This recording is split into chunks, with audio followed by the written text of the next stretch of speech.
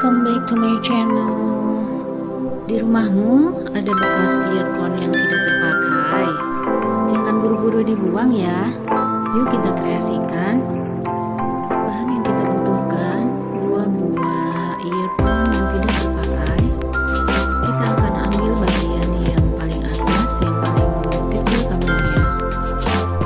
Kita butuh gunting,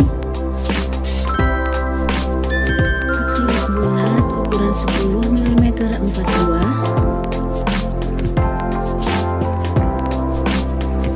akrilik dalam warna pink sebanyak 20 buah, akrilik bunga 2 buah,